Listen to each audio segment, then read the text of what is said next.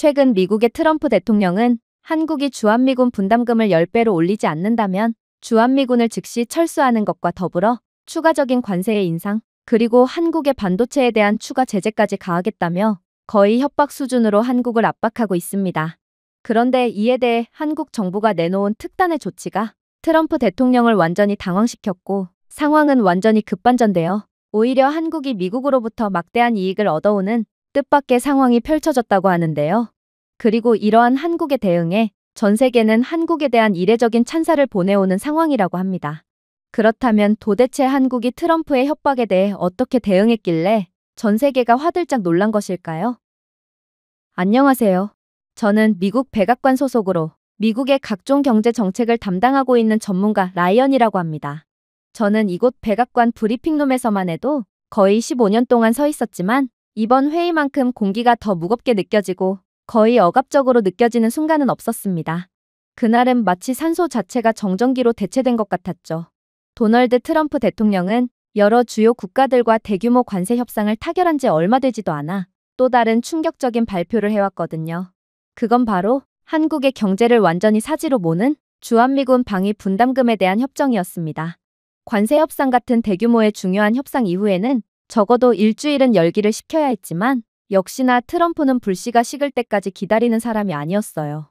그는 불씨가 아직 빛날 때 휘발유를 뿌리는 것을 선호하는 인물이거든요.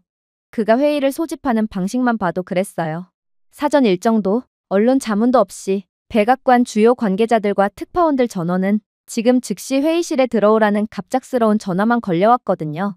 그리고 그렇게 들어간 회의실에서 그는 13조 원의 추가 부담금을 언급하며 한국이 미국의 보호를 원한다면 그만큼 더 많은 비용을 지불해야 한다는 충격적인 주장을 해왔습니다. 그의 주장에 회의실 내부에 있던 모두가 일제히 굳어버렸어요. 걸프전부터 탄핵 청문회까지 모든 것을 취재했던 구석의 베테랑 AP 기자도 잠시 펜을 내렸죠. 저희 모두는 13조 원이 무엇을 의미하는지 빠르게 인지했기 때문입니다. 이건 그야말로 한국을 더 이상 동맹국으로 대우하지 않겠다는 노골적이고 공격적인 의도였어요. 처음에 그래도 몇몇 인원들은 이건 전부 트럼프의 허세를 부리는 협상 방식이겠거니 하며 애써 침착을 유지했습니다. 트럼프의 이러한 협상 방식은 매우 유명하거든요. 협상 레버리지를 위한 허풍을 떨고 대중의 반응을 테스트한 다음 진정으로 정책으로 전환할지 여부를 선택하는 것이죠.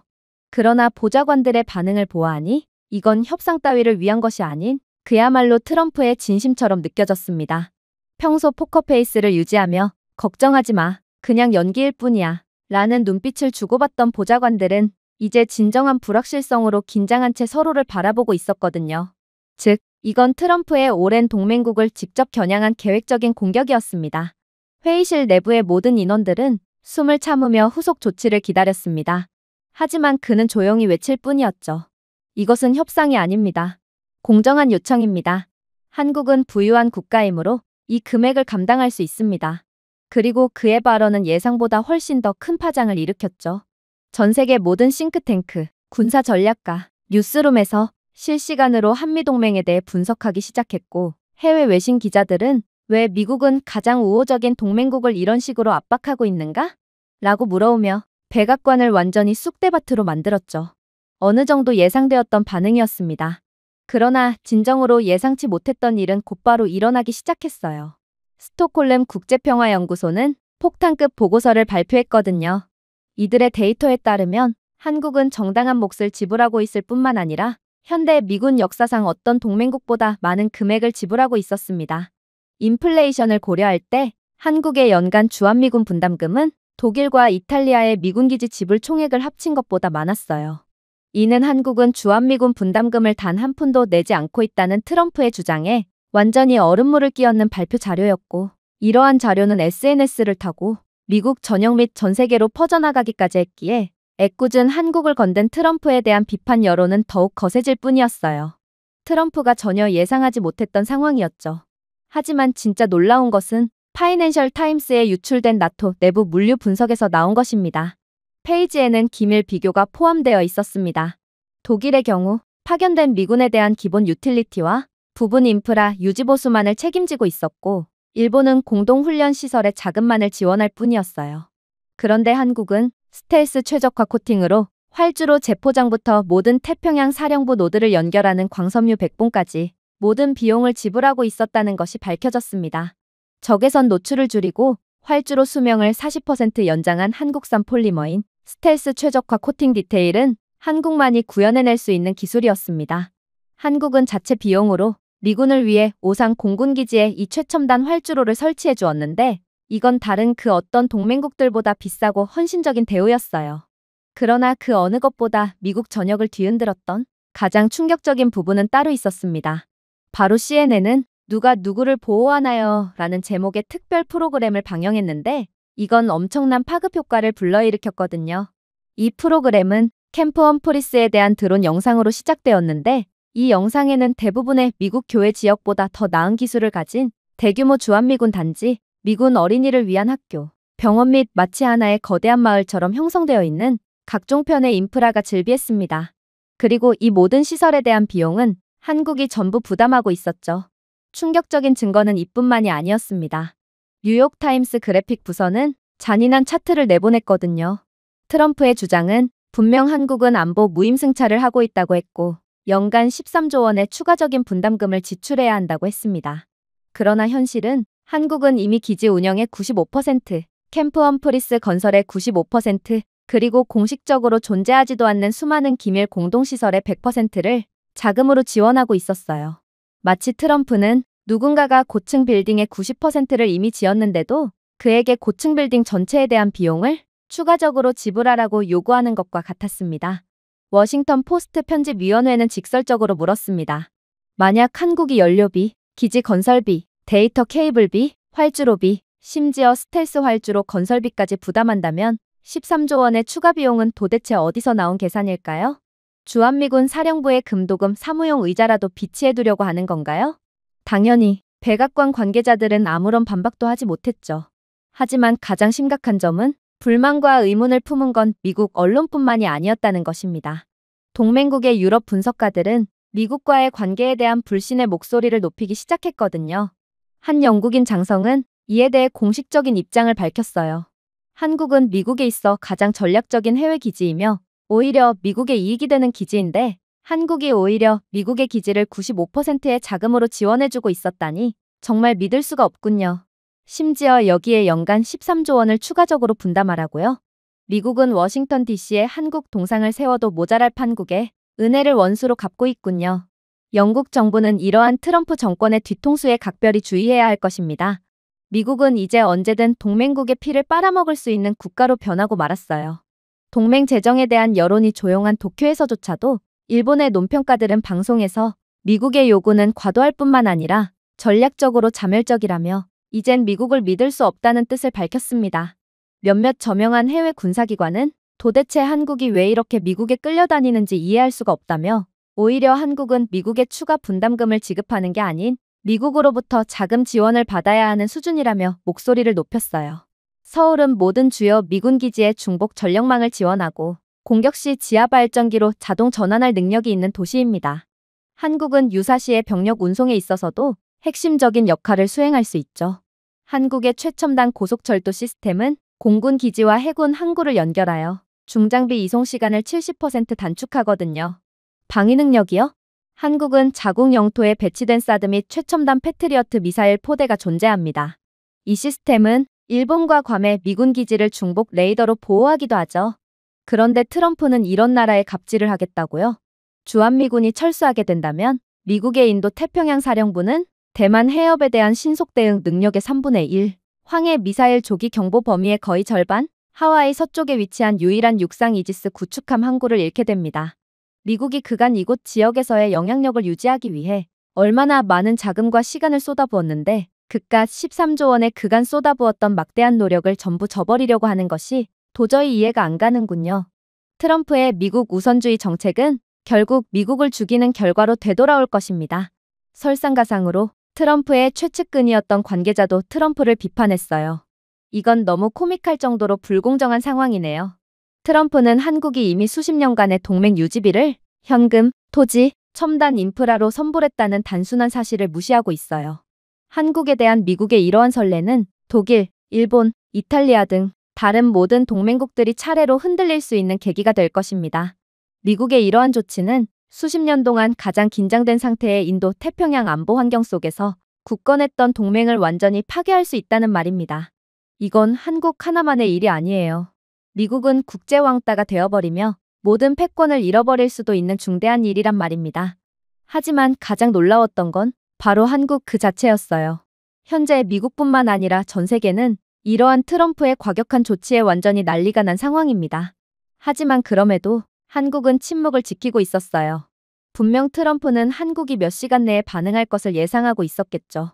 한국 정부의 단호하지만 정중한 반박, 혹은 적어도 발언에 대해 유감을 표하는 신중하게 작성된 외교 노트를 예상했을 것입니다.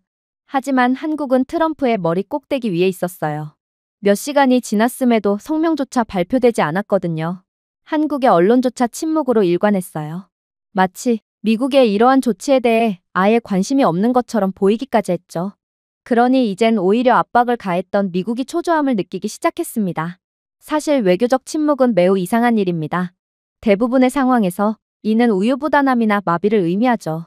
하지만 지금의 한국의 반응은 의도적으로 느껴졌습니다. 그리고 백악관의 초조함이 극에 달할 무렵 그제야 한국이 노리고 있던 효과가 무엇이었는지가 천천히 밝혀지기 시작했죠. 한국의 침묵은 결국 미국 내에 전례 없는 혼란을 야기했고 결국 CNN을 시작으로 미국 정부는 돌이킬 수 없는 손해를 보기 전에 빨리 한국에 대한 제재를 철회해야 한다며 트럼프를 압박하기 시작했거든요. CNN은 두 편으로 구성된 탐사 특집, 비용 계산, 한국은 정말로 무임승차자인가를 계속해서 보도했습니다. 그리고 미국 전역을 가장 충격의 도가니로 빠뜨린 부분이 바로 그것이었습니다. 트럼프는 서울을 무임승차자로 묘사했지만 사실 한국은 어떤 보도자료도 자랑하지 않았던 일, 즉 주한미군이 철수하고 한국과 미국과의 동맹관계가 흔들리게 된다면 미국의 능력, 영향력, 안보에 막대한 즉각적인 손실을 초래할 수 있는 임무를 조용히 해오고 있었거든요. 동아프리카 전역의 유엔 공관에 근무하는 한국 장교들은 미국 외교관들은 허가가 나지 않아서 공항 게이트조차 통과할 수 없는 전쟁 지역에서 조용히 휴전을 중재하고 있었습니다. 소말리아, 남수단, 중앙아프리카 공화국에서 한국 공병대와 의료진은 고위급 협상 역할을 하며 세계 평화에 이바지하고 있었습니다.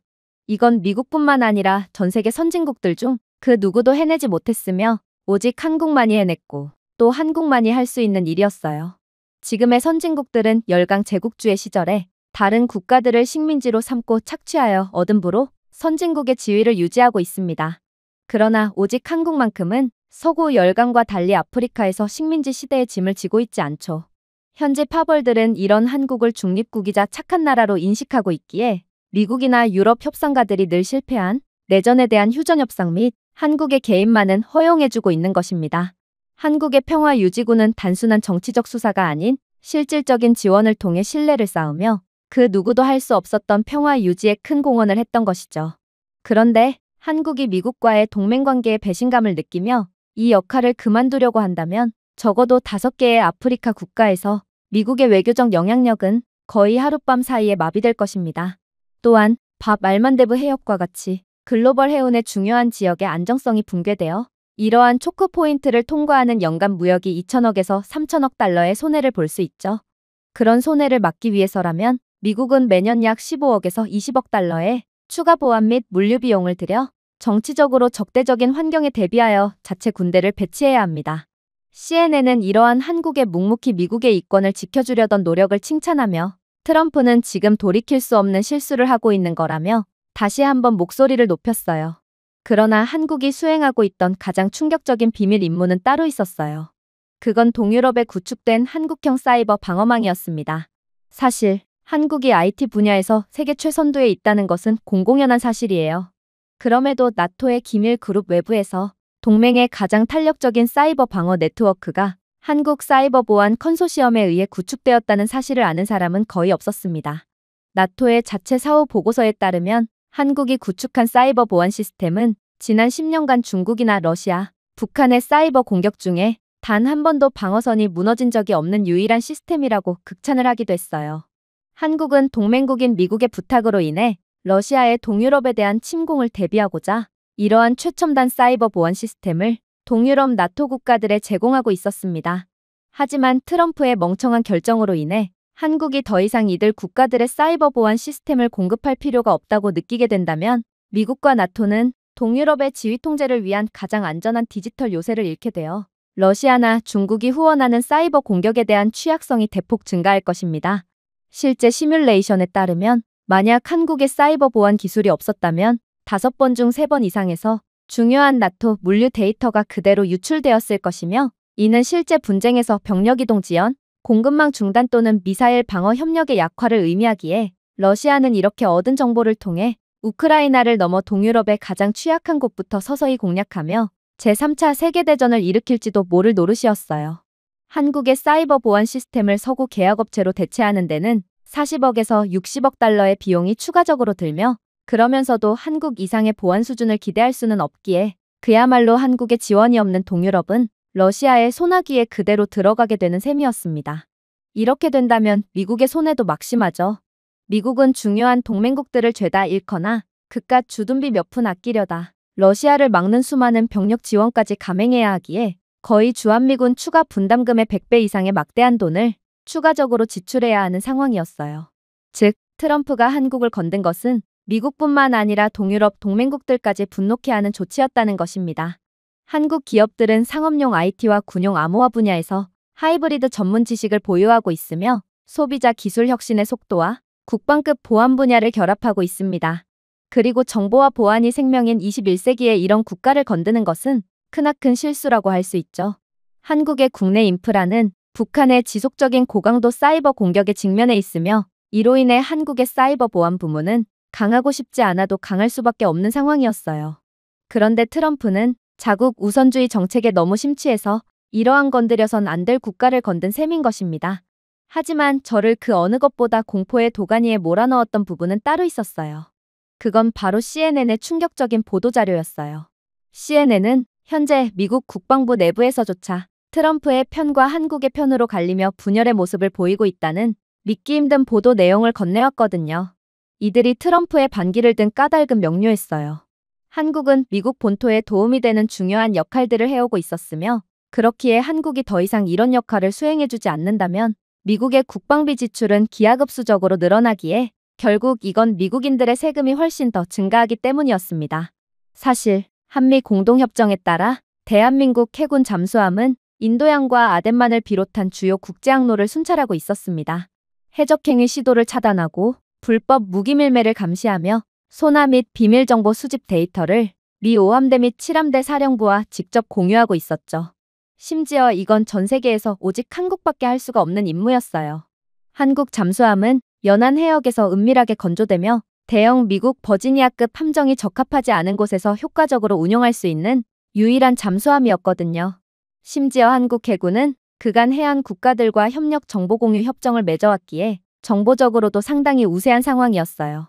미국과는 계약하지 않은 국가들도 식민지 지배 경험이 없고 그동안 기가 막힌 중립 외교를 통해 그 어떠한 적도 만들지 않았던 한국과는 협정을 맺은 경우가 많았기에 미국은 이러한 동맹국 한국의 우수한 국가적 이미지 덕분에 막대한 간접적인 이익을 얻어오고 있었죠. 하지만 이런 한국이 사라지게 된다면 미국은 서인도양 해적 감시 범위의 25에서 30%를 잃게 되며 이는 현재 해적 및 밀수로 인한 연간 약 100억에서 150억 달러의 화물 손실의 가능성이 생기게 됩니다. 미국의 공격 잠수함은 인도 태평양 억지 임무에서 벗어나 그 공백을 메워야 하며 이는 중국과 북한에 대한 미국의 억지력을 약화시키겠죠.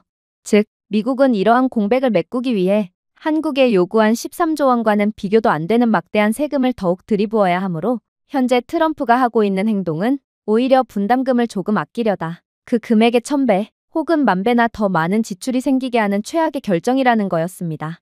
바로 이것이 핵심이었어요. 한국은 역할을 맡을 수 있는 많은 동맹국 중 하나가 아니었습니다. 아프리카 휴전부터 나토의 사이버 백본, 인도양 해저 순찰에 이르기까지 이 분야에서 이러한 역할을 맡을 수 있는 유일한 동맹국이었습니다. 한국은 대체 불가능의 나라였고 이 나라가 괜히 모든 역대 미국 대통령들이 입을 모아 하나같이 가장 중요한 동맹국이라고 공개적인 발언을 했던 것이 아니었죠. 이러한 세부 정보가 공개되자 미국 내의 변화는 순식간에 이루어졌습니다. CNN 및 여러 언론들의 보도로 한국에 대한 모든 비밀 사실을 알게 된 시민들은 한국과의 동맹 관계를 더욱 두텁게 해야 한다며 소셜미디어를 시작으로 목소리를 높였고 트럼프에 대한 지지율은 순식간에 곤두박질치기 시작했는데요. 심지어 트럼프의 측근들까지 복도에서 기자단과의 대화를 피했고 미 국가안전보장회의는 최근에 폭로가 협상의 지렛대를 약화시키고 있다라는 공개적인 발언까지 한 것을 보니 한국의 침묵은 미국과의 협상 자리에 앉지도 않고 미국을 완전히 이겨버린 꼴이었습니다. 이쯤 되자 트럼프는 우리의 갇힌 동물처럼 서성이며 불안해했습니다. 미국은 한국이 우리에게 이 모든 부담을 뒤집어 씌우도록 내버려두지 않을 것입니다. 라고 그는 짖었습니다. 우리는 70년 동안 그들을 보호해왔습니다. 한국은 그것을 반드시 기억해야 합니다. 하지만 미 국방부 장관, 국가안보국 국장 등 주변의 표정은 또 다른 이야기를 들려주었습니다. 계산 방식이 바뀌었습니다. 트럼프가 기존의 말을 반복할 때마다 또 다른 매체가 실시간으로 트럼프를 팩트체크하며 한국의 지불, 한국의 프로젝트, 한국의 희생을 보여주었습니다. 더 나쁜 것은 미국 대중들이 한국과의 동맹을 유지하는 것이 미국의 훨씬 이익이라고 믿기 시작했다는 점입니다. 이렇게나 미국 전역을 뒤흔들 수 있는 나라가 존재할까요? 그렇게나 몸집을 키우고 있는 중국조차도 미국을 이렇게나 혼란스럽게 하지는 못했습니다. 그런데 한국의 침묵은 그런 미국을 완전히 경악의 도가니에 빠뜨렸던 것입니다. 그리고 이렇듯 초토화가 된 상황에서 대한민국 정부는 그제야 충격적인 공식 발표를 해오더군요. 대한민국은 항상 동맹국의 편에 섰습니다. 미국이 지시해서가 아니라 그 편이 옳았기 때문입니다. 우리는 평화를 위해 기지를 건설하고 방어 자금을 지원하며 피를 흘렸습니다. 우리는 계속 그렇게 할 것입니다. 하지만 분명히 말씀드리지만 동맹은 곡물이 아닙니다. 존중은 일방적인 길이 아닙니다. 그때 진짜 경악스러운 순간이 찾아왔습니다. 제 경력에서 처음 겪는 경우였죠. 한국과 미국과의 우호 관계는 유지되겠지만 한국은 절대로 위협 하에서 협상하지 않을 것입니다. 추가적인 방위비 분담은 거절하겠습니다. 정중하거나 다소 비굴한 어조가 아니었어요. 수십 년 동안 한국은 미국의 수사가 날카로워질 때 대화를 원활하게 유지하고 미국의 어조를 부드럽게 하기 위해 뒤로 몸을 숙였습니다. 하지만 이번에는 달랐어요. 그들은 깃발을 꽂고 움찔하지도 않았습니다. 전 세계의 반응은 거의 난리가 났습니다. 유럽 지도자들은 이 성명에 공개적으로 박수를 보내더군요. 일본 논평가들은 물론 보수적인 논평가들조차도 한국이 감히 아무도 할 수 없었던 입장을 취했다고 인정했습니다. 미국 여론조사에 따르면 미국인의 81%가 한국을 중요하고 신뢰할 수 있는 동맹국으로 생각하는 것으로 나타났어요. 즉, 트럼프는 괜히 주한미군으로 고집을 부리다가 거의 사면초가의 상태에 이르게 되었다는 것입니다. 그리고 한국 정부는 이젠 한국은 더 이상 보호받는 국가가 아니고 이젠 다른 나라를 보호해주는 국가라는 추가적인 발언까지 건네왔기에 백악관 내부는 완전히 쑥대밭이 되고 말았어요. 그리고 백악관 내부는 긴급회의를 열어 한국의 입장을 분석하게 되었죠. 사실 저는 약 15년 전 이곳과 같은 장소에서 한국에 관한 회의가 열렸던 것이 기억납니다. 한국 정부는 한국은 15년 안에 세계 5대 방산 수출국이 되고 반도체 기술을 선도하며 국산 5세대 전투기를 생산하고 실리콘밸리의 혁신 속도에 필적할 민간기술 분야를 만들겠다는 의지를 담은 로드맵을 발표했고 저희는 그러한 한국의 발언을 분석했던 적이 있거든요. 그때 제 동료들을 포함한 방 안에 있던 모든 관료들은 커피잔 뒤에서 속삭일 뿐이었습니다.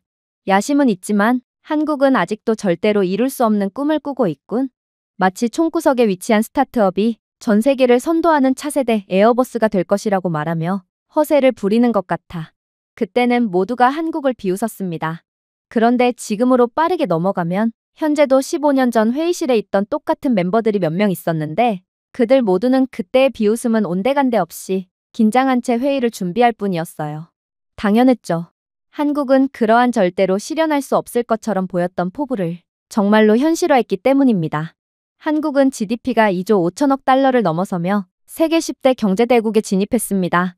심지어 한국은 더 이상 단일 부문에 의존하지 않는 다양한 수출 포트폴리오를 갖추게 되었는데 이는 여전히 한국을 칩 국가라고 생각하던 회의실 인원들 모두를 완전히 합주기로 만드는 결과였어요. 하지만 발표를 맡은 경제부 차관은 이런 모두를 그저 한심하다는 듯 바라볼 뿐이었죠. 아직까지도 한국이 단지 반도체로만 수익을 내는 국가라고 생각하십니까? 그건 마치 1950년 미국을 자동차 국가라고 부르는 것과 같습니다. 네, 한국은 전 세계 첨단 D램의 70% 이상과 낸드 플래시 메모리의 50% 이상을 생산하는 반도체 대국인 것은 맞습니다. 그야말로 전 세계 반도체 시장을 손에 쥐고 있죠. 그러나 그것은 그들의 수많은 장점들 중 하나일 뿐입니다. 리소그래피크 포토레지스트요? 서울의 거대 화학 기업들은 이 분야의 선도자인 네덜란드조차도 만들 수 없는 변종을 만들어내고 있어요. 전기차 배터리에 사용되는 신소재요? 세계 10대 생산업체 중 8곳이 한국 기업입니다. 독일 풍력터빈의 정밀 기업 박스조차도 대구 외곽의 소규모 공장에서 생산되는 경우가 많습니다. 지난해 이천에 한 한국 공장에서 3일간 가동 중단 사태가 발생했을 때 전 세계 전자제품 시장의 가치는 420억 달러나 떨어졌습니다. 그야말로 한국은 현재 전 세계에 미국과 버금가는 막대한 영향력을 행사하고 있다는 것입니다. 그러니 미국이 한국에 추가 관세를 부과하거나 압박을 하기 위해 주한미군을 철수한다면 한국은 그냥 법을 위반하지 않고도 국내 주문을 우선시할 수 있어요. 그렇게 된다면 몇 달 안에 실리콘밸리, 테슬라, 심지어 국방부의 F-35 항공전자 공급 라인도 속도가 현저히 느려질 것입니다. 한국의 자신감에는 이유가 있고 한국의 결정에 따라 미국은 막대한 손해를 입을 수도 있게 된다는 것입니다. 모두가 할 말을 잃고 말았어요. 한국은 도대체 언제 이 정도로 성장했다는 말인가요? 미국조차 한국에 의존하게끔 할 정도로 말입니다. 하지만 한국의 진정한 충격적인 면모는 따로 있었어요. 차관이 다시금 발표를 이어나갔을 때 저희 모두는 한국이 무슨 자신감으로 자국을 다른 나라까지 지킬 정도의 강력한 국가로 묘사했는지를 완벽하게 이해하게 되었거든요.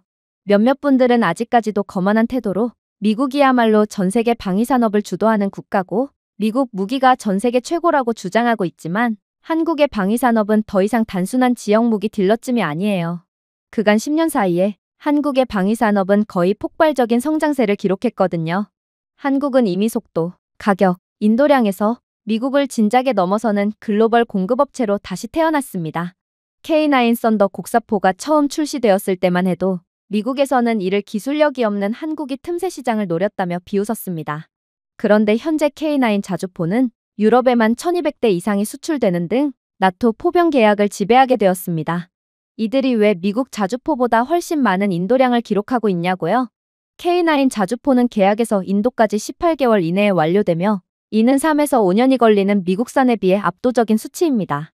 폴란드는 현대 유럽 역사상 최대 규모의 포병 거래인 672대를 미국 무기의 옵션을 전혀 고려하지도 않고 주문하기까지 했어요. 한때 미국이 모조품이라고 깔봤던 KF-21 전투기요. F-35의 60% 비용으로 한국산 AESA 레이더, 장거리 유성 미사일, 최첨단 스텔스 장비를 갖추고 있습니다. 벌써 동남아 및 중동 여러 국가로부터 상당량의 주문을 받은 상태며 심지어 최근에는 나토 회원국들도 구매하기 위해 줄을 서고 있어요. 한국산 전투기는 미국산보다도 훨씬 더 많은 인기를 얻고 있으며 한국은 기술력 하나만으로 미국의 방산파이를 뺏어가고 있다는 말입니다. 잠수함도 마찬가지예요. 장보고급과 그 후속 기종들은 역시나 중동 및 동남아시아를 시작으로 유럽 국가들에서도 미국 무기를 구매하는 대신 예약하고 있거든요. 하지만 가장 소름 돋는 점은 따로 있어요. 이러한 한국의 방산 계약 중 상당수에는 정보 공유 전초기지 역할을 하는 공동 유지보수 허브 계약이 포함되어 있다는 것입니다. 즉, 한국의 방위력은 이제 4개 대륙으로 확장되어 미 해군도 협력해야 하는 영향력 네트워크가 형성되었어요. 그러니까 한국이 자신감을 내보일 수 있는 것입니다. 그들이 생산한 최첨단 무기들은 전 세계로 팔리고 있고 그러한 계약을 기반으로 정보력까지 얻고 있는 상태예요. 이 정도로 강력해진 한국인데 이들이 주한미군으로 협박을 하는 미국을 보고 얼마나 어이가 없었겠습니까? 회의실에는 정막만이 감돌 뿐이었습니다. 한국이 이 정도로 전방위적으로 준비된 나라라고는 전혀 생각지 못했거든요. 정말로 저는 15년 전과는 완전히 달라진 그야말로 불가능해 보이는 꿈을 정말로 실현해버린 한국에 두려움마저 느끼고 말았어요. 그러나 차관은 계속해서 충격적인 말을 해오며 저희 모두를 완전히 경악의 도가니로 빠뜨릴 뿐이었습니다. 한국의 정말로 무서운 점은 따로 있어요. 이들의 기술력은 놀랄 만큼 빠르게 성장하고 있고 얼마 안가 미국을 추월할 것이 거의 확실시되고 있기 때문입니다. 국무부는 이를 공개적으로 인정하진 않고 있지만 지난 5년간 미국의 사이버 방어 업그레이드 중 일부는 한국의 프로토콜에 기반한 것입니다. 이미 미국은 많은 중요한 부분에서 한국의 기술력에 의존하고 있으므로 앞으로 한국이 더욱 발전한다면 이러한 의존도는 점점 더 높아질 거라는 말입니다. 그리고 AI를 빼놓을 수가 없죠. 미국 국회의원회에서 규제에 대해 논의하는 동안 서울시는 민간 및 군사 분야에서 AI 기반 물류를 완전히 통합했습니다. 부산과 인천의 항구는 로스앤젤레스나 로테르담보다 컨테이너 화물을 40% 더 빠르게 하여 분류, 발송할 수 있어요. 이러한 속도는 단순한 경제적 이점이 아니라 군사적 이점이기도 합니다. 그리고 우주에서요? 한국이 개발한 저궤도 정찰 위성은 이제 30cm 미만의 해상도 이미지를 제공하며 이미지 재생률은 NGA의 자체 상업 파트너에 필적합니다. 미군이 인도양에서 한국군과 여러 차례 공동작전을 수행할 때는 압권이었죠. 미국의 데이터 속도가 한국보다 20분 느렸기 때문에 우리는 한국의 데이터를 사용할 수밖에 없었거든요. 이제 이해하셨나요? 한국이 주한미군 분담금에 대한 추가 협상을 진행하지 않겠다고 말한 건 이들의 객기가 아닌 실력에서 비롯된 진정한 자신감이라는 것입니다. 그리고 이제 충격적인 숫자가 공개되었습니다. 주한미군 철수는 연간 1,800억 달러 규모의 양국 교역의 차질을 빚을 것입니다. 한국에 높은 관세를 부과한다고요? 그렇게 한다면 미국은 2년 이내에 반도체, 전기차 배터리, 방위산업체 하청업체 부문에서 40만 개의 일자리를 잃을 수 있습니다. 한국의 메모리 칩 수출이 10% 둔화된다면 미국은 한 분기 만에 GDP 성장률이 0.7% 감소할 수 있습니다. 그리고 차관은 이러한 숫자를 공개한 뒤 답답하다는 듯 외쳤어요. 주한미군 주둔이나 관세를 무기화한다고 해서 한국에 피해를 줄 수 있는 것이 아닙니다. 그러니 한국이 압박감을 느끼지 않는 것이죠. 우리는 그저 글로벌 기술 무기 경쟁의 한가운데서 자체 제조 기지를 절단하고 있을 뿐이에요. 이런 멍청한 짓이 또 있을까요? 이건 그간의 한국과 미국과의 관계를 완전히 뒤흔들어 놓는 결과였습니다. 70년 동안 한국과 미국의 동맹은 조용한 가정에 의해 뒷받침되어 왔어요. 한국은 미국이 필요로 하는 것보다 더 많은 것을 필요로 했고 그것이 바로 미국이 모든 협상에서 끌어온 지렛대였습니다. 하지만 오늘의 현실은 그 지렛대는 사라졌습니다.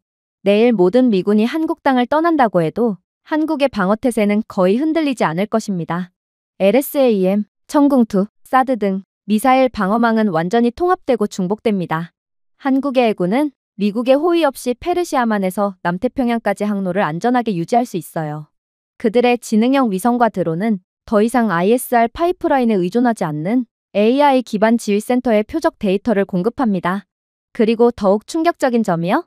첨단 메모리 기술, 전차 및 자주포 생산, 특정 AI 기술력 등 일부 분야에서는 한국이 미국보다 앞서 있습니다.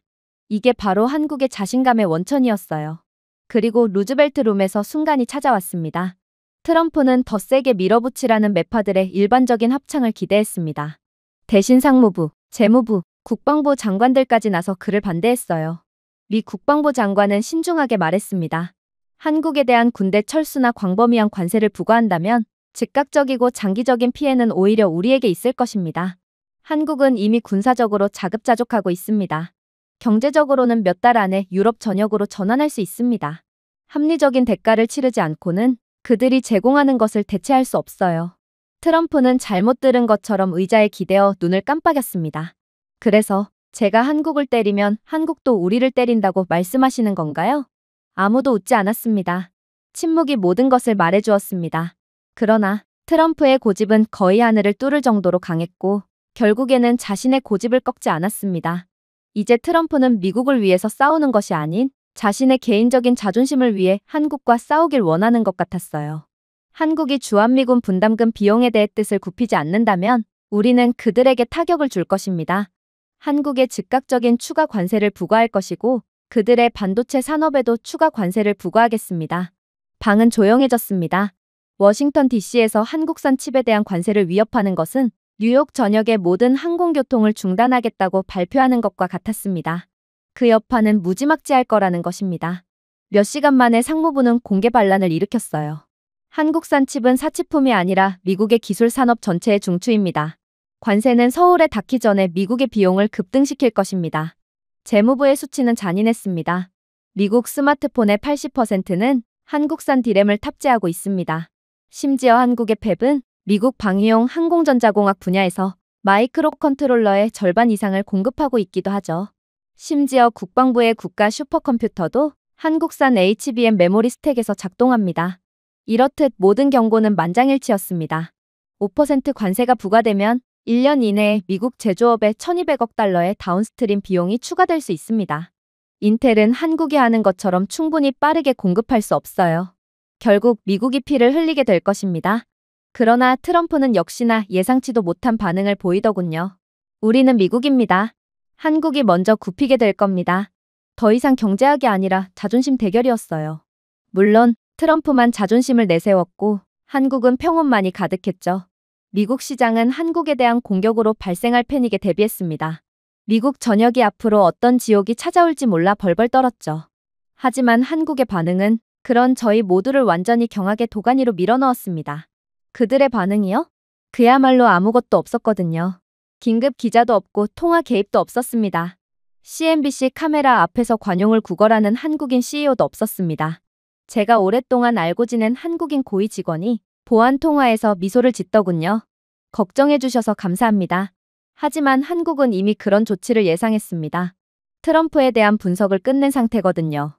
그리고 그의 말의 의미를 이해하게 되는 데까지는 그리 오랜 시간이 걸리지 않았습니다.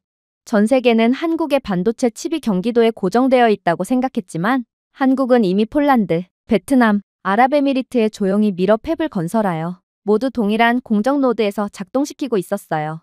서류상으로는 이 공장들이 해외 파트너였지만 더 깊이 파고들면 모든 중요한 기계는 한국 소유였습니다. 미국이 한국 수입품에 관세를 부과한다고 해도 한국은 배송 송장에 다른 국적을 달고 브로츠와프나 다낭을 통해 경로를 변경하면 그만이었습니다. 법적으로도 전혀 문제가 없고 한국은 이미 트럼프가 미친 방법을 총동원해서 자국 우선주의 정책을 펼칠 것을 진작에 파악하고 있었어요. 그러니 모든 것에 대한 대비를 이미 해두었던 한국은 미국이 원자재를 막는다고 해도 그다지 타격이 없었죠. 포토레지스트 화학물질이요? 한국은 이미 벨기에 생산업체의 지배 지분을 매입한 상태였어요. 리소그래피 레이저에 필요한 초순수 네온가스요? 한국 기업들은 이미 러시아 우크라이나 전쟁이 시작되기도 전에 우크라이나와 캐나다 광산을 통해 전 세계 정제 공급량의 85%를 조용히 확보하고 있었습니다. 미국이 추가 보복을 시도하면 한국은 미국으로부터의 자재 공급을 한 번도 받지 않고도 미국을 질식시킬 수 있었어요. 한국은 이미 공급망 다각화를 완료한 상태였기 때문입니다. 하지만 가장 충격적인 점은 따로 있었어요. 바로 한국은 이미 AI 기반으로 시장 경로를 변경할 수 있는 국가였거든요. 한국무역부는 이미 글로벌 배송 흐름을 실시간으로 재계산할 수 있는 AI 물류를 통합한 상태였어요. 한국에 대한 추가 관세가 부과된다면 한국산 AI는 단순히 관세가 없는 시장인 유럽, 중동 국가의 프리미엄 칩 할당을 옮기면 그만이었습니다. 미국으로 향할 예정이었던 고성능 칩들은 그저 다른 국가로 향하면 되었던 것이죠. 72시간 이내에 한국의 미국 관세로 인한 손실은 다른 국가에서의 높은 마진 판매로 상쇄될 것이므로 이건 한국 입장에서 손해볼 것이 전혀 없는 셈이었습니다. 미국이 아닌 다른 국가에 판매하면 되는데 한국이 뭐하러 쩔쩔맨다는 말인가요? 트럼프의 관세가 발생시킬 유일한 효과요? 이달 말까지 미국 전자제품 가격이 12% 인상되고 저렴한 칩을 구할 수 없게 된 미국 조립 공장의 해고 물결뿐이었습니다. 한편 한국의 반도체 수출은 분기 대비 3% 증가하는 것으로 예측되었죠. 물론 그럼에도 한국은 그동안 미국에서 수입하던 막대한 양의 반도체 칩을 전부 다 해외로 물량을 떠넘길 수는 없을 거예요. 하지만 그럼에도 한국은 단 한 푼의 손해조차 보지 않게 된다는 충격적인 결론이 도출되었습니다. 텍사스주 테일러에 있는 삼성전자 공장 단지는 한국이 미국의 무역 제재를 무의미하게 만들기 위해 해놓은 설계가 숨겨져 있었거든요. 미국 무역법 301조에 따르면 미국에서 제조된 제품은 외국 소유 여부와 관계없이 수입 관세를 부과받지 않습니다. 그리고 한국 기업들은 이를 잔인한 효율성으로 이용하기 위해 미리 설계를 해둔 상태였죠. 170억 달러가 투자된 삼성의 테일러 팹은 한국이 글로벌 공급 안정을 지원하기 위한 것이라고 주장하며 만든 것이었습니다. 하지만 진짜 의도는 전혀 달랐죠. 지금 삼성의 텍사스 테일러 팹은 단순한 투자가 아니라 방패 역할을 하게 된 것만 봐도 한국은 모든 것을 예상하고 대비하고 있었다는 것을 알 수 있습니다. 이곳 삼성 공장에서 만든 반도체는 아무튼 미국에서 생산된 것이기 때문에 관세의 영향을 단 1%도 받지 않을 뿐만 아니라 오히려 16억 달러 규모의 칩스법 보조금까지 받아가는 상황이었거든요. 심지어 텍사스주에서 20년간 지방세 면제 혜택을 받으며 IP가 미국에서 공동 개발되었기 때문에 연방 R&D 크레딧 혜택까지 받았죠. 가장 중요한 점이요. 테일러 공장은 92%의 수율로 가동 중이었으며 이는 미국 최고 수준 중 하나였다는 것입니다. 이곳에서 만들어진 반도체는 미국 기술 기업뿐만 아니라 무기 시스템용 디램 및 플래시 모듈로 분류되는 미 국방부에도 공급되고 있었습니다. 단 한 푼의 관세도 붙지 않고 말입니다. 즉, 결정권자는 애초에 트럼프가 아니라 한국이었다는 것입니다. 하지만 한국의 천재적인 계획은 여기서 끝이 아니었습니다. 인디애나주 웨스트 라파에트에 숨어있던 SK하이닉스가 있었거든요. 삼성의 화려한 EUV 팹과 달리 이 팹은 패키징과 최종 단계 메모리 보정에 중점을 두었습니다. 기술적으로는 칩을 제작하지도 않았다는 것입니다. 하지만 미국 무역법에 따르면 최종 변형이 곧 원산지로 인정됩니다. 그래서 인디애나에서 완성된 모든 한국산 칩은 관세 없이 정부 계약에 완전히 접근할 수 있는 메이드 인 USA 라벨을 받았죠. 사실상 미국에서 생산되지도 않음에도 막대한 관세 혜택을 받다니 그야말로 한국은 트럼프 머리 위에 있는 존재였다는 것입니다. 트럼프의 관세로 타격을 입었을 때 SK는 조용히 생산량을 41% 늘렸고 전체 출하량을 재배치했으며 미국의 주요 방위산업체 3곳과 독점 계약을 체결했습니다. 즉, 그들은 관세 부과 후 이전보다 더 많은 돈을 벌었다는 것이죠. 그러나 트럼프를 사지로 몰아넣을 한국의 노림수는 따로 있었어요. 그건 바로 최애국 조항이었습니다. 몇 년 전 한국은 미국이 체결한 거의 모든 주요 무역협정에 최애국 조항을 포함시켰습니다. 그리고 그 조항은 현재 부메랑처럼 날아와 미국의 뒤통수에 정확하게 꽂힌 것이었습니다. WTO 규정에 따르면 최애국 지위를 부여받은 모든 국가는 동등하게 대우받아야 합니다. 즉, 미국이 특정 칩에 대해 EU나 일본의 관세 면제를 제공했다면 한국도 이를 법적으로 보장받아야 한다는 것입니다. 위반 시 자동 WTO 분쟁 해결이 촉발될 수 있으며 이는 한국이 83%의 승소율을 기록한 분야로 이건 세계에서 가장 높은 성공률 중 하나입니다. 그런데 트럼프는 지금 그런 한국의 반도체에 대해 추가적인 관세 압박을 가했습니다. 이건 최애국 조항에 대한 명백한 위반 사항이었고 미국에는 거의 최악인 상황이었습니다. 한국은 이제 MFN 조항 위반으로 인해 미국 기업들이 잃을 것이 훨씬 더 많은 미국산 대두, 항공 우주, 산업용 소프트웨어 등 다른 분야에서도 보복할 수 있게 되었습니다. 한국이 전면적인 보복 관세를 도입하면 미국 산업은 1분기에만 146억 달러의 손실을 입을 것으로 예상되고 한국의 손실은 23억 달러를 넘지 않을 것입니다. 아니, 한국은 법정에 갈 필요조차 없겠죠. WTO 협의 진행 중이라는 보도자료만으로도 미국의 모든 기업들은 패닉에 빠지고 말 것이기 때문입니다. 결국 이러한 괴멸적인 상황이 터지게 되자 백악관 내부회의가 긴급적으로 소집되었어요. 그리고 경제부 차관은 예상치도 못했던 충격적인 자료를 공개하더군요. 한국에 대한 압박은 이쯤에서 끝내야 합니다.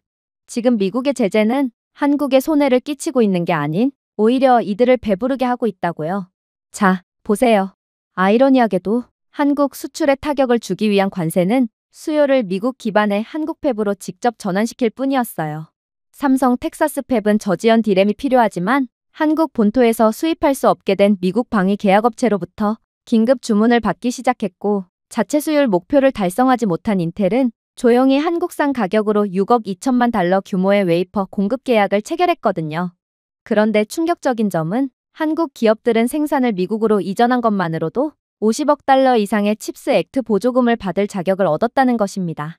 칩스 액트 보조금은 모두 한국이 지배하는 미국 법인인 삼성, SK, DB 하이텍에 법적으로 지급되었고 여기에 이들은 저금리 연방대출, 주에서 제공하는 무료 토지 사용, 국방생산법에 따른 긴급 국방부 패스트트랙 계약 등 모든 권한을 얻은 상태예요. 간단히 말해서 트럼프의 관세는 한국을 전혀 막지 못했다는 것입니다. 그들은 오히려 미국이 한국에 더 많은, 더 빠르게, 그리고 연방 달러를 지불하도록 강요할 뿐이었어요. 즉, 미국은 그저 자해를 한 상황이라고요. 그랬습니다. 트럼프의 한국에 대한 제재는 오히려 한국이 이익을 본 반면 미국은 피를 흘리는 결과로 끝나게 되었어요. 심지어 미국 경제에 미친 결과는 매우 굴욕적이기까지 했습니다. 가장 심각한 부분은 바로 방위 부문의 지연이었어요. F-35 탑재 레이더 시스템은 관세로 인해 기존 한국 공급 파이프라인이 중단된 후 칩 부족으로 인해 계속해서 지연되고 있습니다. 보잉의 항공전자공학팀은 한국 배송 누락으로 인해 구식 모듈을 사용해야 했죠. 월마트, 애플, 로키드 마틴은 모두 조용한 경고를 보내기 시작했어요. 한국을 계속 밀어붙이면 그 대가는 단순히 경제적인 것이 아니라 미국의 전략적인 붕괴가 될 거라는 경고였죠. 당연했습니다. 미국의 주요 노트북 및 휴대폰 브랜드들은 한국 공급망 재편성으로 인해 부품 비용이 9에서 15% 증가했고, 전자제품 소매 가격은 2분기와 3분기에 걸쳐 420억 달러 급등하여 인플레이션 압력에 직접적으로 기여했거든요. 하지만 저를 숨막히게 만든 수익 수치는 따로 있었습니다. 이러한 미국의 불황에도 불구하고 이번 분기 삼성의 예상 미국 매출은 전년 동기 대비 48% 증가했고, SK하이닉스 북미 순이익은 32% 증가하며 한국의 지역 사상 최대 규모를 달성할 것이 유력했기 때문이었습니다. 하지만 차관은 자신이 곧이어 밝힐 부분에 비한다면 이러한 한국의 모습은 약과일 뿐이라는 듯 한숨을 쉬며 말을 이어나갔습니다. 한국의 가장 두려운 점은 이들이 숨기고 있던 전략은 어디까지일지 도대체가 예측이 안 된다는 것입니다. 분명 미국의 전략이 어설펐던 것은 아니에요. 그리고 그건 우리가 현재 일본으로부터 얼마큼의 이익을 얻어내고 있는지를 살펴본다면 이 점을 곧바로 이해할 수 있죠. 트럼프의 미친 척 연기에 속아 넘어간 일본은 대립을 피하기 위해 모호한 조항에도 딴지를 걸지 않고 그냥 서명을 해버렸습니다. 하지만 이건 트럼프의 함정이었어요. 비시장 시정 조항이요? 일본은 이걸 자국과 미국의 산업 모두를 지키는 공평한 조항이라고 생각했겠죠.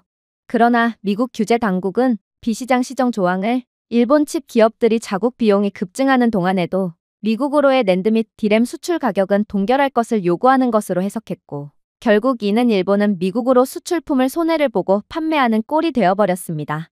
즉, 일본의 이러한 성급한 계약 때문에 도시바의 낸드 부문이 9년 만에 최악의 분기 마진을 기록했고, 르네사스 일렉트로닉스는 말 그대로 도매 카탈로그에 불과했던 반경쟁적 가격 구조로 인해 벌금을 부과받았습니다. 시장 안정화 조치요? 미국은 이를 일본 철강 수출을 미국 기업들의 시장 및 회사 상황에 맞게 마음대로 제한할 권리로 해석했습니다. 결국 일본제철과 JFE 홀딩스는 수개월 동안 출하가 지연되어 남미 시장에서의 11억 달러 상당의 계약이 손실되었습니다. 전략적 유연성 조항이요? 미국은 이를 일본이 공동 프로젝트에서도 미국 계약업체로부터 방위 부품을 수입해야 하는 요건으로 해석했습니다. 결국 미쓰비시 중공업은 국내 계약을 취소하고 부풀려진 가격으로 미국산을 매입해야 했고, 예상치 못한 조달 비용으로 23억 달러가 추가되었습니다. 임시 시정 프레임워크요? 트럼프가 가장 좋아하는 이 문구는 미국이 국가적 이익을 위해 언제든지 관세를 다시 부과할 수 있다는 의미로 꼬여 있습니다. 도요타와 혼다는 갑자기 하이브리드 자동차 수출에 10%의 추가 관세를 부과받으면서 1년 동안의 북미 수익률이 사라졌습니다. 심지어 한국 기업들과는 달리 일본 기업들은 법적 기술적 문제로 인해 칩스법 보조금을 받지도 못했습니다. 일본은 별도의 양자 기술 조항에 서명했기에 일반 풀에서 제외되었고, 이는 트럼프가 내건 모호성 전략의 승리라고 할 수 있죠. 도쿄가 피해를 인식했을 때 그 수치는 이미 충분히 잔인했습니다. 분석가들은 이 거래로 인한 일본의 총 손실이 연간 150억 달러가 넘으며, 이는 이미 수십 년 동안 침체되어 있던 경제에 엄청난 타격을 입힌 것으로 추정했습니다. 협상에 관여했던 일본의 국회 정치인들은 나라를 공매도했다라며 야당에 의해 즉각적인 비난을 받으며 분열되었죠. 이들은 미국을 욕해야 하는 상황에 오히려 잘못된 계약을 했다며 같은 일본인들끼리 싸워댔기에 트럼프는 가만히 일본의 내부 분열을 지켜보며 흐뭇하게 미소를 지을 뿐이었죠. 그러나 한국이요? 한국은 완전히 다른 게임을 했습니다. 그들은 반도체뿐만 아니라 트럼프가 목표로 삼을 수 있는 모든 중요한 산업에 대비했거든요. 트럼프는 어쨌든 카메라를 향해 미소를 지으며 서명했지만 그는 전혀 모르고 있었어요. 일본이 서명 한번 잘못한 것으로 미국에 완전히 단물이 뽑힌 것처럼 미국도 한국에 의해 그렇게 되리라는 것을 말입니다. 트럼프 대통령의 국내 우선 소싱 조항은 한국이 무기로 전환했습니다. LG에너지솔루션과 삼성 SDI는 이미 미시간, 오하이오, 애리조나에 기가 팩토리를 보유하고 있었기 때문에 미국에서 생산한 배터리는 모두 미국 국내산으로 집계되었습니다. 결국 한국은 관세 폭탄을 맞는 대신 관세 없이 포드, GM, 스텔란티스와 2030년까지 250억 달러 이상의 독점 공급 계약을 체결하며 막대한 이익을 챙길 수 있었죠. 한편 일본의 전기차 배터리 왕좌에 올랐던 파나소닉은 트럼프의 모호한 표현에 타격을 입어 미국 시장 점유율의 약 30%를 한국 경쟁사에 빼앗겼습니다. 하지만 한국의 천재성이 돋보이는 부분은 따로 있었습니다. 트럼프의 외국산 선박에 대한 관세 부과는 아시아 조선소를 처벌하기 위한 것이었습니다. 일본 가와사키 중공업과 미쓰비시 조선은 미국 기업의 LNG 운반선 주문이 1년 만에 40%나 급감하는 등 직접적인 타격을 입었죠. 하지만 한국은 글로벌 에너지 전환 인프라의 일부로 분류되는 선박은 관세 면제 대상이라는 예외 조항을 이용하여 트럼프의 노림수에서 벗어났습니다. 현대중공업과 대우조선이 뛰어들었습니다. 결국 한국은 오히려 LNG 운반선과 해상 풍력 발전 선박을 포함해 98억 달러의 미국 계약을 체결할 수 있었죠. 하지만 한국이 진정으로 천재성을 발휘한 부분은 따로 있었어요. 트럼프의 경쟁적 재조정 조항은 미국이 AI 및 생명공학 수입을 제한할 수 있는 지렛대를 제공할 예정이었지만 오직 한국만큼은 그러한 트럼프의 함정이 통하지 않은 국가였거든요. 한국은 경쟁적 재조정을 연구 표준의 공동조정으로 정의했습니다. 단어의 모호성은 한국에 훨씬 더 유리하게 작용했고 한국은 애초에 트럼프의 머리 꼭대기 위에서 트럼프의 모호성 전략을 역이용해서 이익을 취할 구상을 이미 끝내놓았다는 것입니다. 아무튼 조약에 따라 미국은 이제 한국 파트너와 연방연구 보조금을 공유해야 합니다. 이 한 번의 반전으로 미국 NIH와 DARPA의 11억 달러 자금이 한국 바이오테크 연구소에 직접 투입될 예정이죠. 물론 이러한 조항이 없는 일본은 소외될 뿐이었습니다. 저는 그저 경악을 한 채 허공만 바라볼 뿐이었습니다. 전 세계 모두가 두려워하는 트럼프 대통령을 오히려 가지고 노는 국가가 있다고요? 도대체 한국은 정체가 뭐란 말인가요? 아무튼 트럼프에 완전히 호되게 당하고만 일본은 자동차, 배터리, 조선과 같은 주요 산업에 대해 막대한 타격을 입으면서 연간 150억에서 180억 달러의 손실이 발생할 것으로 예측되었습니다. 그러나 한국은 반도체, 전기차 배터리, 조선, 방위, 생명공학 분야에 걸쳐 400억 달러 이상의 순이익을 올릴 것으로 예측되었죠. 그리고 세상은 알아차렸습니다. 일본의 고통, 한국의 이득이 파이낸셜 타임스를 강타했습니다. 월스트리트 저널은 잔인한 사설을 실었습니다. 도쿄는 무너지고 서울은 승리했다. 트럼프는 당연히 분노했죠. 한국을 공격하려다가 오히려 역으로 물을 먹은 셈이었거든요. 그는 한국이 구걸하러 올 것이라고 예상했습니다. 대신 한국 기업들은 기록적인 수익을 올렸습니다. 트럼프 정부는 차분히 대중을 안심시키려고 했어요. 우리는 한국의 모든 움직임을 예상했습니다. 우리는 모든 시나리오에 대비하고 있습니다. 그러나 집무실에서 본 트럼프는 긴장과 좌절의 표정이 역력했어요. 그는 한국이 이렇게 나올 것을 전혀 예상하지 못했던 거였죠. 트럼프가 가장 좋아하는 묘기인 모호성, 관세, 갑작스러운 반전은 모든 동맹국에 불리하게 작용했지만 한국은 그렇지 않았습니다. 한국은 모든 가능성을 열어두고 모든 산업을 준비했으며 모든 수출을 보호했어요. 워싱턴, 도쿄, 그리고 전 세계를 향한 메시지는 분명했죠. 한국만큼은 누구도 절대로 손댈 수 없다는 것이었습니다. 하지만 정말로 충격적인 상황은 따로 있었습니다. 미국을 이긴 한국은 이내 상상치도 못한 이권을 얻기 시작했거든요. 전 세계는 미국을 이긴 한국에 집중하기 시작했고 한국과의 밀접한 관계를 맺기 위해 입장을 취하기 시작했습니다. 당연히 여러 국가들은 그저 감정만으로 경제를 재조정하는 것이 아니었어요. 이들은 한국을 선택하면 더 부유하고 더 강해지고 더 안전해지기 때문에 한국을 원했던 거였죠. 트럼프의 무모한 관세 게임에서 살아남고 심지어 여기에서 이익을 얻기까지 한 한국은 세계 패권국인 미국을 상대로도 붕괴하지 않고 오히려 미국을 압도할 수 있다는 것을 다른 국가들 모두에게 증명했습니다. 유럽부터 중동에 이르기까지 모든 정부가 신뢰와 계약을 어디에 보내야 하는지, 그 대상이 한국을 향해야 하는지 혹은 전처럼 미국을 택해야 하는지를 제고하게 된 것은 바로 이러한 한국의 회복력 단 하나 때문이었어요. 그리고 이러한 한국의 저력은 막대한 액수가 걸린 계약으로 곧바로 이어졌습니다. 사우디아라비아는 미사일 방어 조달에서 80억 달러를 미국 기업에서 한국으로 옮겼습니다. 이건 막대한 계약이자 세계 판도가 흔들리고 있다는 것을 알리는 서막과 다름이 없었습니다. 그런데 사우디는 어째서 한국에 막대한 판돈을 걸었던 것일까요? 바로 사우디아라비아는 한국의 압박에 대한 회복력을 믿었던 거였습니다. 한국은 미국의 힘에 굴복하지 않았고 오랫동안 강대국에게 괴롭힘을 당한 국가들에게 이것은 하나의 계시였습니다. 한국이 미국을 견딜 수 있다면, 만약 한국의 물건을 구입하게 된다면 사우디도 무기, 무역, 정치적 은폐 등을 통해 자국을 보호할 수 있다고 생각한 거였습니다. 사우디는 그동안 미국의 방위에 의존하면서 미국에 상당한 갑질을 당해왔던 나라기 때문이었죠.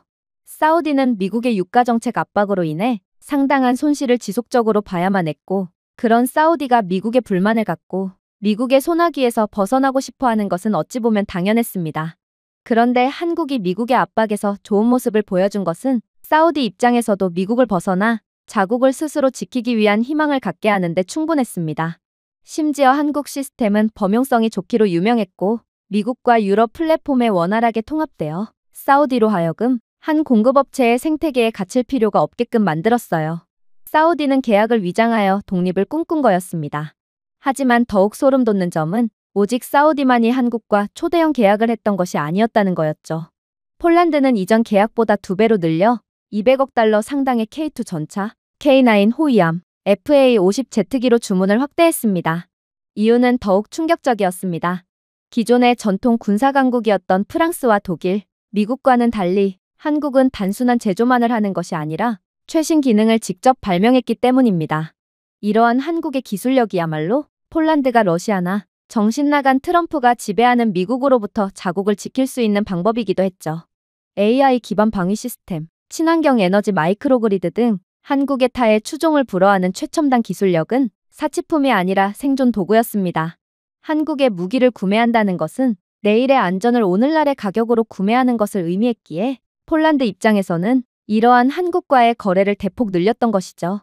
하지만 이 계약을 특별하게 만든 점은 따로 있었습니다. 폴란드의 국방부 장관은 자신들이 한국을 선택한 충격적인 이유를 추가적으로 발표하면서 전 세계를 놀래켰거든요.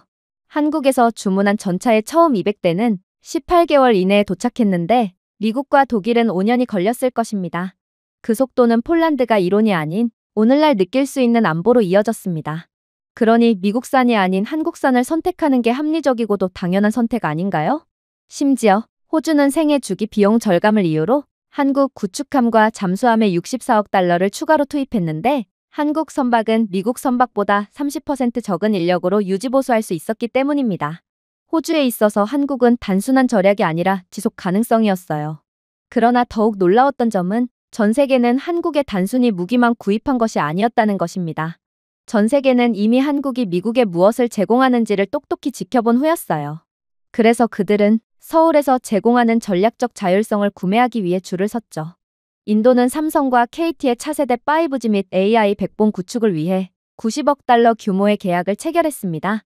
이는 중국의 백도어를 피하면서 서구 기업에 대한 10년간의 기술 의존도를 뛰어넘은 것을 의미했습니다. 한국을 선택한 것은 연결성으로 위장한 주권이었습니다. 브라질은 연간 50억 달러의 수출을 창출할 것으로 예상되는 현대와 삼성을 생산 통로로 맞이했습니다. 브라질리아에게 이는 단순한 일자리가 아니라 브라질을 한국의 글로벌 가치 사슬과 연결된 2차 허브로 자리매김하는 것이었습니다. 이들이 도대체 왜 한국을 선택했냐고요? 그건 이들 국가들은 오랜 시간 동안 중립적인 외교 정책을 펼쳐왔으며 거대한 시장을 가지기로 유명한 국가였고 이러한 이들의 특성은 이번에 한국이 보여준 중립적이면서도 유능한 면모에 아주 잘 부합했기 때문입니다. 한국은 미중 경쟁에 얽매이지 않았습니다. 한국은 붕괴 없이 양측에 팔릴 수 있는 유일한 선진 경제국이었죠. 이러한 한국의 중립성은 다른 국가들에게 숨통을 트이게 하여 편을 들지 않고도 자신들의 입장을 균형 있게 조정할 수 있게 해주었기에 브라질과 인도 등의 국가에서는 한국에 러브콜을 보내왔던 거였습니다. 이들의 논리는 간단했어요. 한국과 동맹을 맺고 이제 한국처럼 미국이나 중국이 제공할 수 없는 유연성, 기술, 협상력을 얻겠다는 거였습니다. 심지어 유럽조차 한국산 전기차 배터리로 눈을 돌렸는데 폭스바겐, 르노, 스텔란티스는 한국 기업들과의 장기 계약에 220억 달러를 쏟아부으며 중국은 불안정하고 미국은 고가입니다. 한국은 효율적이면서도 주권적입니다. 라고 공개적으로 인정했습니다. 유럽에게 이는 중국에 굴복하지 않고 깨끗한 에너지를 확보하는 것을 의미했습니다. 한국을 택한다면 미국의 갑질에 휘둘리지 않아도 되기도 했죠. 한국은 글로벌 시장에서 신뢰성, 혁신성, 비용 효율성의 최고 비율을 제공했기에 모두가 한국을 원했던 거였죠. 그러나 한국이 그 무엇보다 큰 이익을 봤던 부분은 따로 있었어요. 바로 한국의 승전보에 금융시장은 외교관들보다 더 빠르게 반응했기 때문입니다. 중동 및 아랍 국부펀드는 한국 주식과 채권에 400억 달러를 쏟아부었습니다. 이들에게 한국은 단순한 파트너가 아니라 미국의 예측 불가능성과 중국의 불투명성에 대한 해지 수단이었습니다. 이들은 한국이 차후에 미국과 버금갈 정도로 성장하는 것에 베팅을 했던 거였죠. 아이러니하게도 월스트리트는 미국의 관세가 한국 기업에 타격을 주지 않았다는 사실을 깨닫고 180억 달러를 오히려 서울 쪽으로 옮겼습니다. 애널리스트 보고서에 따르면 한국 자산은 한때 스위스와 독일에만 사용되던 위기방지 라벨이 되었습니다. 당연히 트럼프 대통령은 이러한 소식에 대한 보고를 듣자마자 화가 머리끝까지 나서 소리를 질러댔죠. 하지만 그럼에도 한국에 대한 전 세계의 러브콜은 식을 기세가 보이지 않았습니다. IMF조차도 한국을 체계적인 앵커 국가로 인식하여 한국의 경제가 이제 글로벌 안정의 중심이 되었음을 알렸거든요. 투자자들에게 한국을 선택한다는 것은 혼란의 시대의 안정을 선택하는 것을 의미했습니다. 얼마 지나지 않아 다자간 기구들이 자금을 따랐습니다. 나토는 한국을 방위비 조달 회담에 초청했고 OECD는 한국 관리들에게 디지털 무역 프레임워크 초안 작성을 도와달라고 요청했으며 이는 한국의 데이터 거버넌스 리더십을 인정한 셈이었습니다. 이 기관들에게 한국을 포용하는 것은 자선이 아니었습니다. 확신과 안보였습니다. 그들은 자신들의 미래를 안정시키기 위해 서울의 방법이 필요했기 때문이었죠. 이쯤 되자 워싱턴 자체 기관들조차도 현실을 무시할 수 없었습니다. 미국 상무부는 미국 관세로 인해 미국 기업들이 120억 달러의 기회를 잃었고 한국의 수출은 증가했다고 보고했습니다. CIA는 이례적으로 기밀이 아닌 공식 석상에서 한국의 예상 능력이 현재 미국 모델을 초과한다라고 인정했어요. 미국의 관료제에서 한국을 선택하는 것은 더 이상 선택사항이 아니었습니다.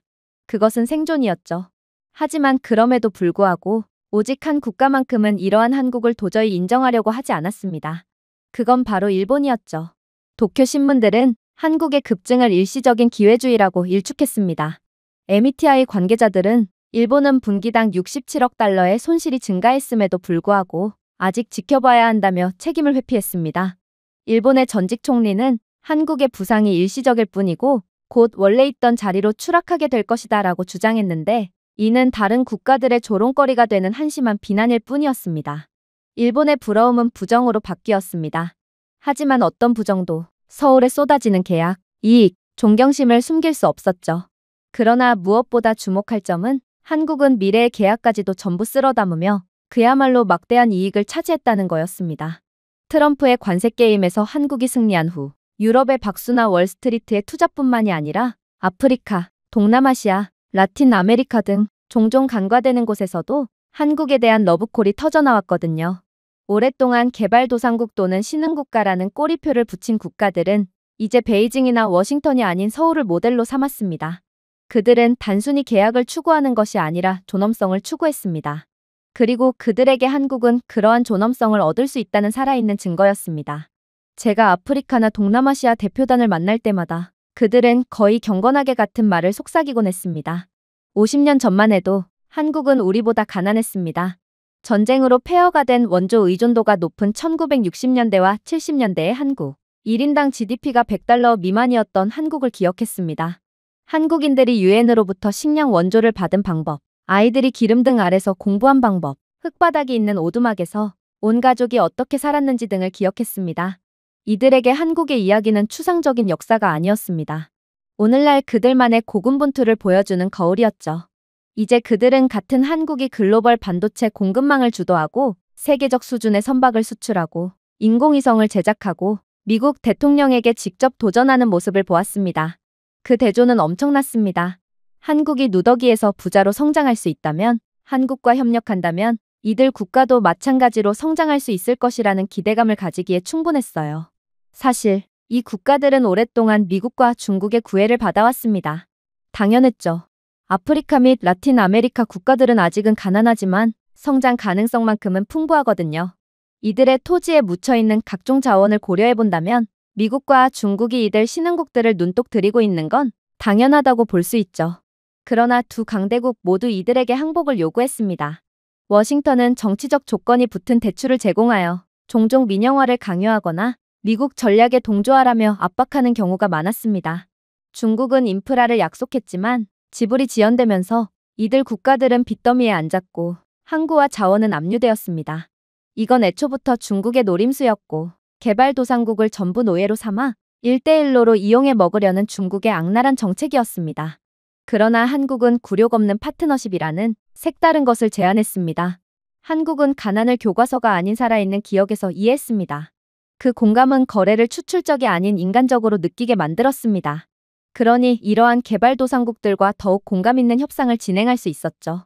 심지어 한국 기업들은 최첨단 솔루션을 제공했지만 이들 국가들의 정치적 복종을 요구하지는 않았습니다. 한국과 손을 잡는다면 각국은 주권을 포기하지 않고 드론, 마이크로그리드 또는 통신 시스템을 확보할 수 있었죠. 특히나 미국이나 중국과 달리 한국은 자국의 기적을 증거로 제시할 수 있습니다. 이미 이들 국가가 어려움을 겪고 있는 길을 걸어간 상태였고 그렇기에 이러한 개발도상국들 입장에서 한국은 더욱 믿을 만한 상대였던 것입니다. 결국 아디스아바바에서 아프리카 연합은 한국과 150억 달러 규모의 기술 파트너십을 발표했습니다. 에티오피아, 케냐, 나이지리아는 삼성, KT와 계약을 맺고 유럽 입찰가보다 30% 저렴한 저가형 5G 네트워크를 구축했습니다. 이들에게는 더 빠른 인터넷이 아니라 국가 현대화가 필요했는데 이건 가난을 겪어본 적이 없던 미국이나 유럽은 전혀 공감할 수 없었던 부분이었어요. 가나와 탄자니아는 현지에서 백신을 생산하기 위해 27억 달러 규모의 한국 바이오테크 기업을 유치했습니다. 서구 기업과 달리 한국은 기술 이전을 허용하여 아프리카인들이 스스로 역량을 키울 수 있도록 했죠. 물론 이들이 정말로 역량을 키워서 한국의 기술을 이용한다면 한국은 이를 통해 계약된 수수료를 챙길 수 있기에 이건 서로에게 이익이 되는 구조였어요. 그리고 이러한 계약 이후 아프리카 지도자들은 공개적으로 이렇게 말했습니다. 한국은 한때 우리와 다름이 없었기 때문에 우리는 한국을 신뢰합니다. 결국 2027년까지 한국과 개발도상국 간의 연간 계약액은 총 1200억 달러가 넘으며 서울은 EU에 이어 세계에서 두 번째로 큰 개발 파트너가 되었습니다.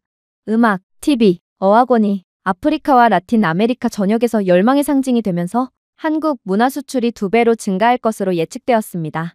군사 수출이 40% 급증했으며 개발도상국이 수요의 절반을 차지했습니다. 가장 중요한 것은 서울이 돈으로 살 수 없는 것을 얻었다는 점이었어요. 그건 바로 도덕적 권위였습니다. 개발도상국들은 한국을 세계 최초의 식민지 이후 초강대국으로 여겼습니다. 이러한 이미지는 장기적으로 한국의 수조 달러에 달하는 정치적 자본을 안겨주겠죠. 이러한 한국의 선전에 미국 관리들조차 사적으로 손실을 인정했습니다. 트럼프는 화를 냈지만 계약, 수십억 달러, 선의를 지울 수 없었습니다. 이러한 한국의 행보를 지켜보다 보니 저는 문득 1950년대 한국의 흑백 사진들이 떠올랐습니다. 그 나라는 분명 희망이 없어 보였습니다. 그러나 오늘날 그 모습은 오히려 한국의 힘과 신뢰를 가져다 주었습니다. 개발도상국들은 한국과 단순히 계약만을 체결한 것이 아니었어요. 그들은 한국처럼 진흙탕 오두막에서 대도시로, 기근에서 위성으로, 침묵에서 리더십으로 부상할 수 있다는 꿈에 서명하고 있었습니다. 그리고 그 순간 저는 한국이 트럼프를 이긴 것은 한국만의 이야기가 아니라는 것을 깨달았습니다. 어느 나라도 약해질 운명이 아니라는 것을 인류에게 상기시켜 주었습니다. 결국 저는 한국의 이러한 저력에 다시 한번 감탄하며 그대로 고개를 숙일 수밖에 없었습니다. 제가 준비해온 내용은 여기까지입니다. 끝까지 시청해주셔서 진심으로 감사드리며 여러분들의 구독과 좋아요, 알림 설정은 영상 제작에 큰 힘이 됩니다. 이상 세모튜브였습니다.